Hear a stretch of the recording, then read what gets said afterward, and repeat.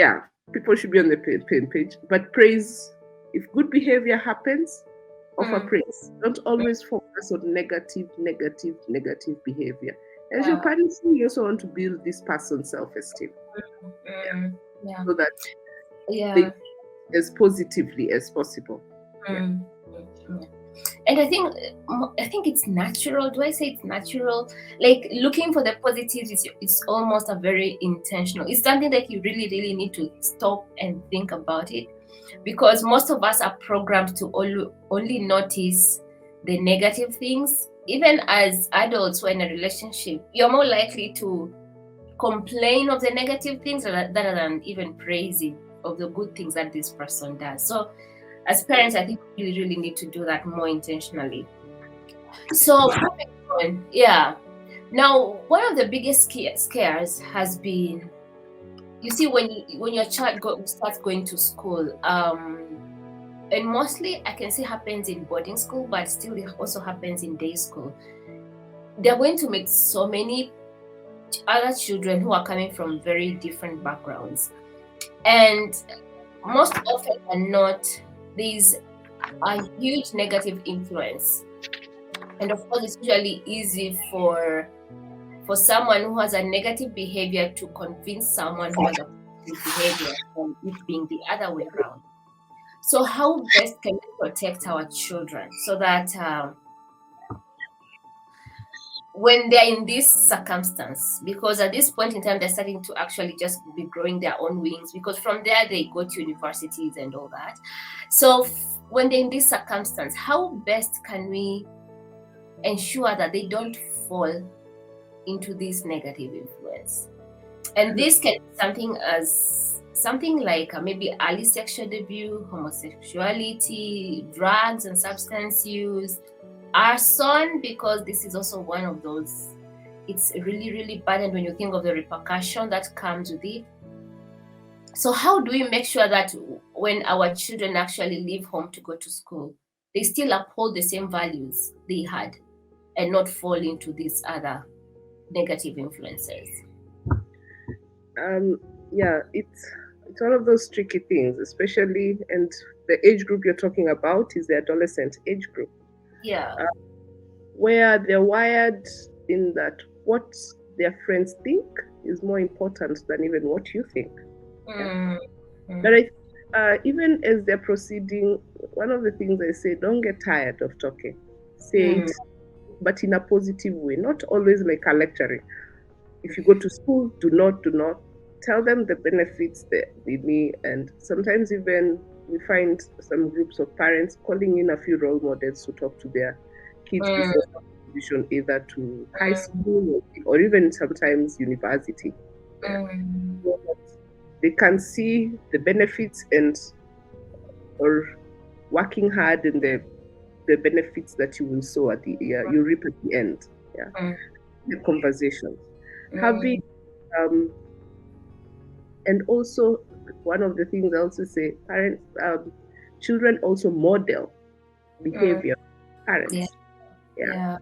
So if you're going to tell me, you should not experiment with alcohol, and I have seen you drunk so many times, or I've seen you misuse it so many times, or things like that, and you're not having that conversation, then yeah, so sometimes model behavior.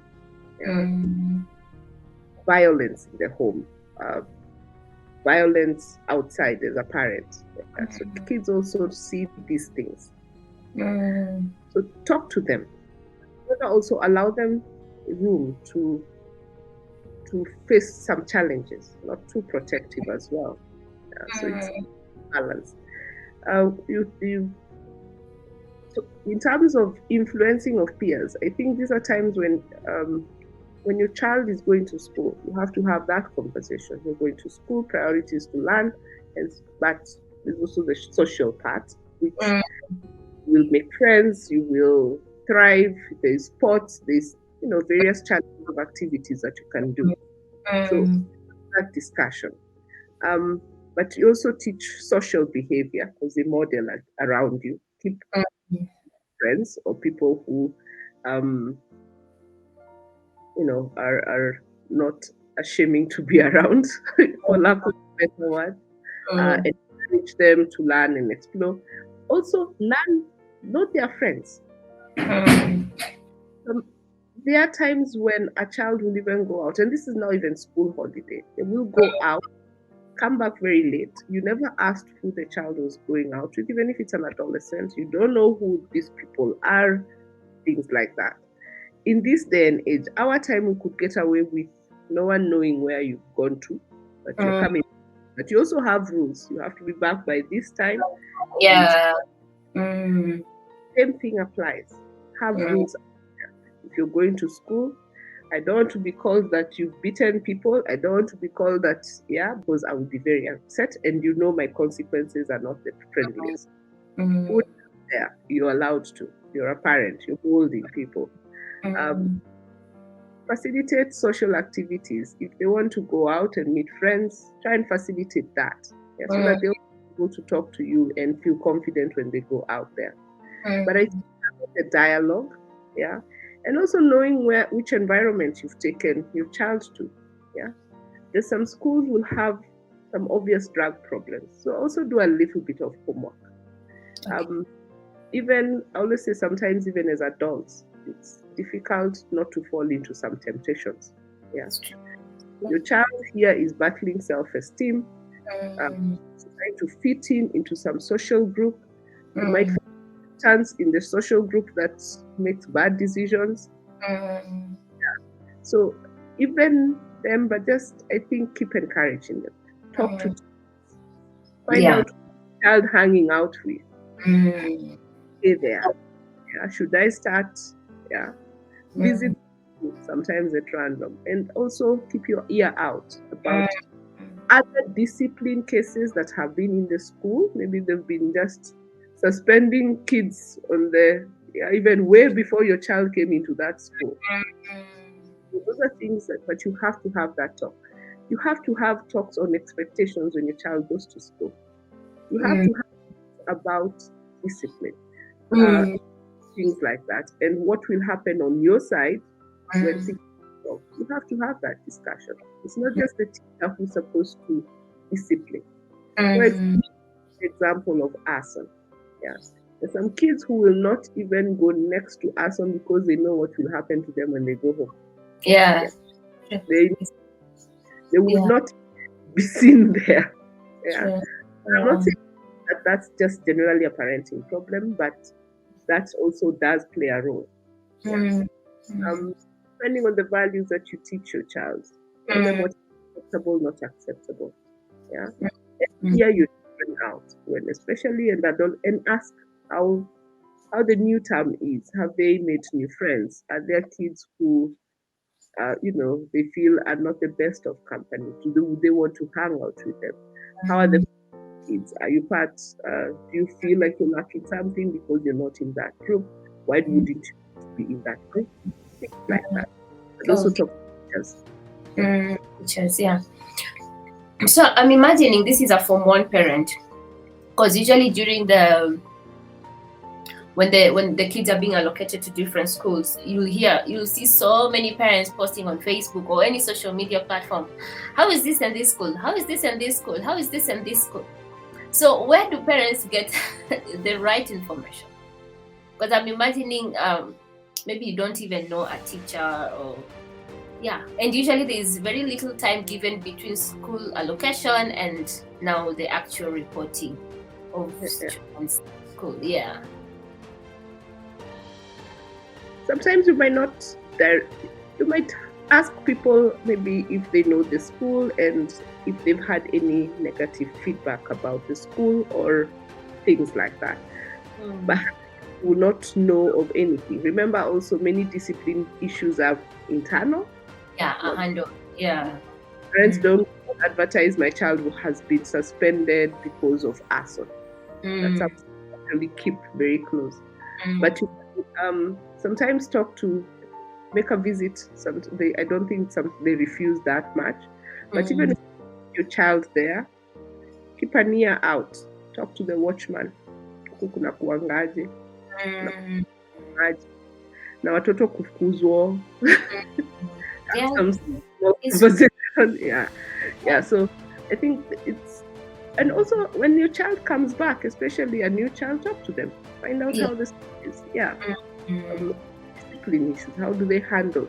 How many people have you had have been suspended or expelled? What do they do when someone does a mistake? Yeah, some mostly will know when your child goes in, but if it's possible you find them before, that's okay. Yeah. But sometimes you'll never know the answer until your child is in there. Goes in, yeah, and you just pray that he or she is going to uphold the values and everything that you've actually been telling them. So when it comes to choice, okay, parents, I'll just ask you, when it comes to choosing schools and choosing careers, okay, what is the role of parent, or even choosing the boarding and day school? Who is to make the final choice where and when? So I'll again say a parent's role mostly is to provide a safe and secure setting for their child, where they know they can thrive physically, they can thrive psychologically, and their potential can fully be developed or recognized. Yeah, that helps you drive that choice. Parents what's the best for their kids. Their limitations in finances, in the children's abilities, in things like that. You may have all the money in the world, but you want your child, they're not able to thrive in certain environments. Or you have the cleverest of children, want the best for them, but when some schools that you would want them to go to, you can't afford. That's why they have, and we've seen highlighted a lot. Yeah. That background that you want to provide a safe and secure setting, number one. So you'd help your child make the best decisions, but also listen to them. Yeah. Okay. Things like schools, sometimes the choice is beyond sometimes the parents, because it depends what you can afford, what your child will get. Because some can't enter some schools with certain grades. Cost of living, how far is the school? Does the child have a disability? Does the child have a physical disability, a learning disability? There's so many things that come to choice of school. Yeah. When children have physical and learning disabilities, it's even harder to get good schools for them. Yeah. So you have to look at that. What best suits your child, and also what best suits your abilities as a parent to provide. So you will not put a child in a high, very expensive school, and half the time you're just paying off loans. Loans, and just to see a child through high school. They're not even in university. Yes. Yeah. You go to a better point. Yeah. You are boarding school versus day school. Sometimes I have nothing against boarding school. I was in a boarding school for high school. I enjoyed it. Yes, there was a slight change in administration. So my Form 1 was the best. After that, there were some few changes here and there. But I formed good friends. I got good friendships there. I had good teachers in my school. Accommodations were quite suitable. Yeah. This is different. Yeah. There's of crowding in schools. It's not as friendly as it used to be. So when people all rush out and say, let's abolish boarding school, I will say half those parents, they've not even visited their child's schools or even checked out where their child sleeps or how they sleep. Yeah. So even when you visit a school and you're enrolling your child there, just checking, and they actually allow you to visit. They might refuse when your child is in older forms, but when your child is joining, you're given a nice tour of the school. Of course, these tours, everything is clean and shiny. Yeah. So I have nothing against boarding school as long as Their rules and regulations are followed. There's not too much overcrowding. They're suitable living quarters. Yeah, that's okay. There's a good learning environment. That's basically how to push. Yeah. Yeah. Some want to try out boarding, and it gives you a sense of independence, and you're able to structure your life. Yeah. So I'm not saying that day school doesn't do that, but there's a sense of that with boarding school. But I'm talking about high school boarding school. Primary school boarding school depends also. Yeah. I think what sometimes guides parents, but not in the best of positives, is when they push to go to the highest performing school or highest or best performing school, applying a lot of pressure. So over time, you know your children's ability. You're allowed to push them because pushing them motivates them to do better. Yeah. You should start knowing or learning the limitations that your child has. So in terms of choices, it's all about knowing your child and knowing what you can provide. You guide them. Yeah. You can. Many people are motivated by money, by comfort, by what brings them joy, but not eat joy. So you also have to look for something that will give you something. Yeah. You guide them and also listen to your children. Okay. Remember, not everyone. The old. Do I call them the old school or sort out careers? Medicine, law. They're not sometimes as enticing nowadays, and there's so many things you can do. Tech, even landscaping gives money, or things like that. Many things that someone has interest in that can give them something. Really make it their career. I think choices and all that. Listen to your children. I would not tell a parent to take a child to a school they can't afford. Also have that discussion with your child. That's what I'm saying, it is the season. You wait second time. You want to move. Yeah. I don't like the food. There are many things that would not be liked. But parent you're complaining to does not have to take it to a private school or something. But they can also dialogue with the school and see what else they can improve on. Yeah. Okay. Oh, thank you. So as you wind up, and I'm looking at this teenager, how best can we bring up a holistic teenager? Who is a holistic teenager, first of all? Mind, body, soul.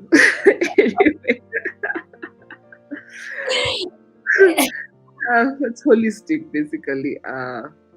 Body, mind. We talk body, mind, spirit is when you're looking at you holistically.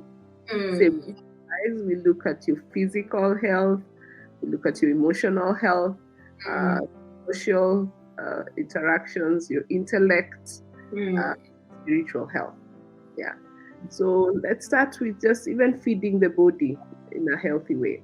What you put in is actually very important. Physical activities, sports, eating right, monitoring your child's junk food intake, even emphasizing on a healthy diet. We have kids who have no appetite when it's ugali skuma hata na nyama, but have an appetite when it's KFC with fries. They have no appetite when it's kienyeji chicken. I don't understand that part. But yeah. So emphasize, and I always say with some of these things for a parent, it's just modeling. You're the one who is showing that example. If you're going to eat junk food rubbish, your child will also want junk food rubbish. If you keep giving it, the child will still continue taking it. If you never go for walks or they see you lying on the couch day in, day out, then also when you start it's true. It's very true. Yeah. And then you start telling them, oh, you should go play outside, you should not have a device. You've never left your couch for like the whole week. Yeah. A lot of when we're looking at holistic parenting, a lot of it is modeling. Mm. You want your child to have, if you're developing their intellectual abilities, for example, you want this child to be up to date on current affairs. You want this child to develop a reading culture. You can start showing some of those things. Buy a few books, start reading books. Yeah. Always on device. Yes, you can read on the Kindle, but make your child know that you're reading on the Kindle and not doing Facebook or whatever else. So they model a lot.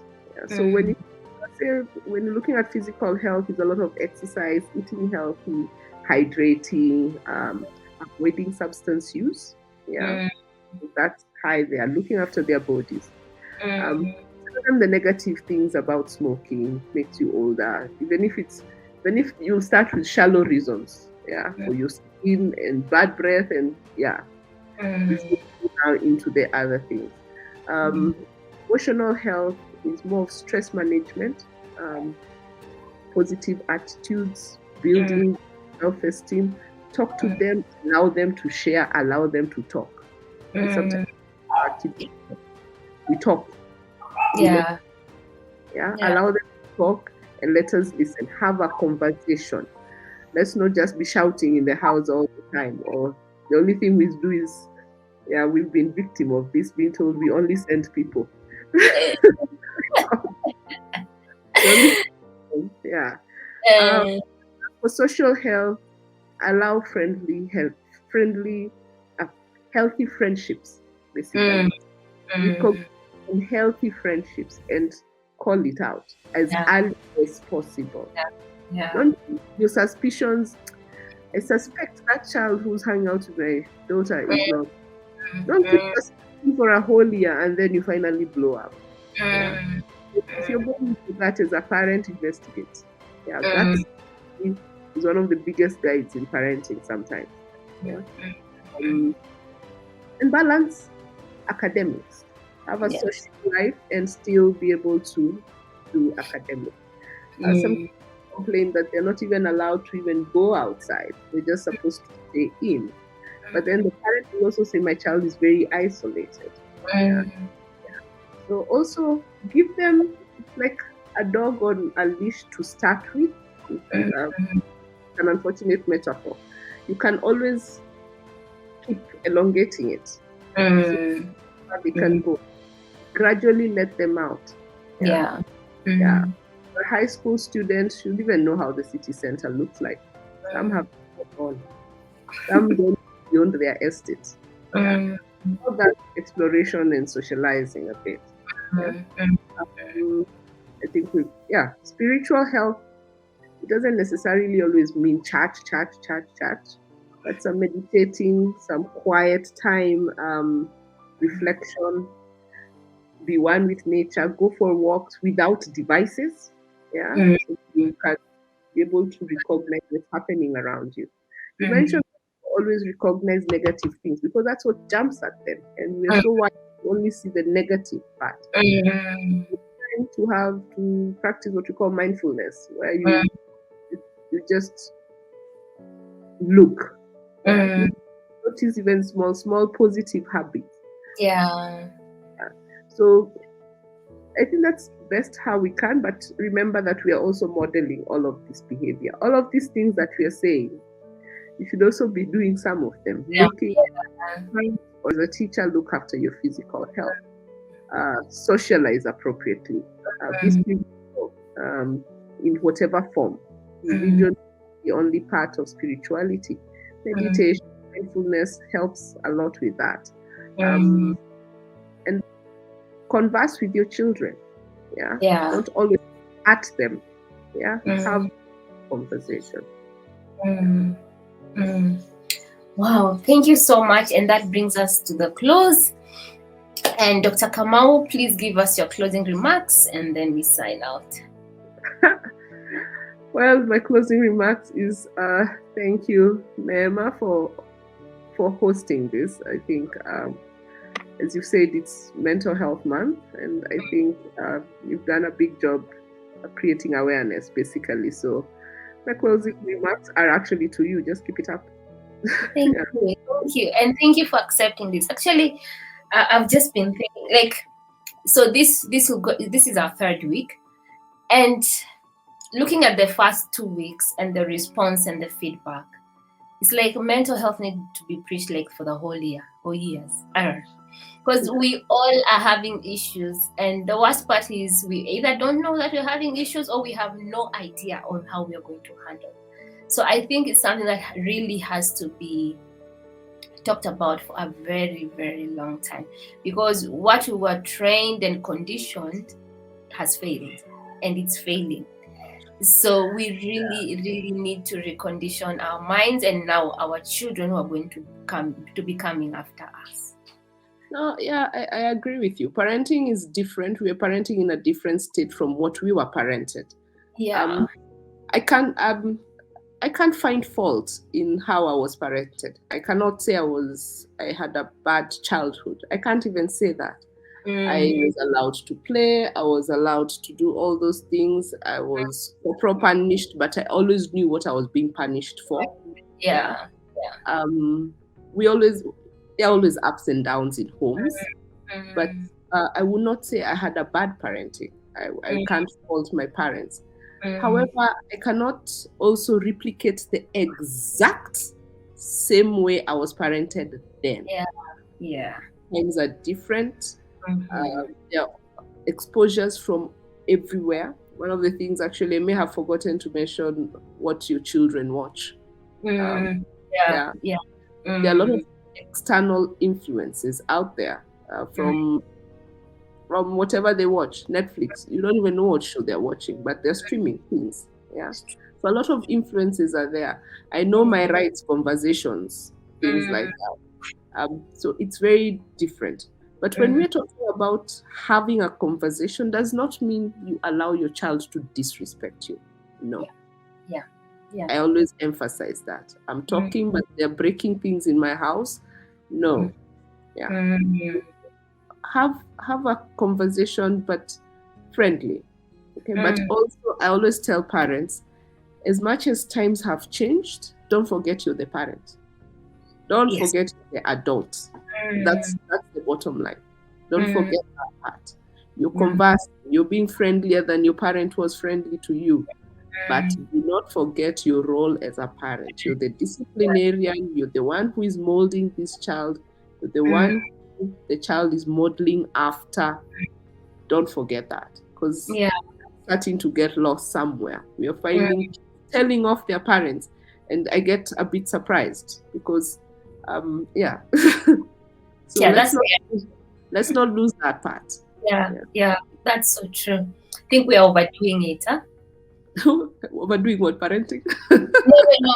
Like this friendly. You see, you're told you're supposed to be like, your child needs to see you as a friend. Now we are trying to be like a colleague rather than actually being a friend. Yeah, being a parent. Sorry. Yeah.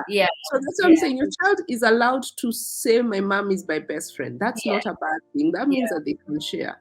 But you're not allowed to say that my child is my best friend. You're allowed to say, "I am a parent." Yes. I am friends with my child. Yeah. All right. Thank you so much, Natalie. It's always a pleasure having you, and I'm looking forward to having more and more of these. Okay. Thanks. Bye-bye. And have a good day. Bye, Santa.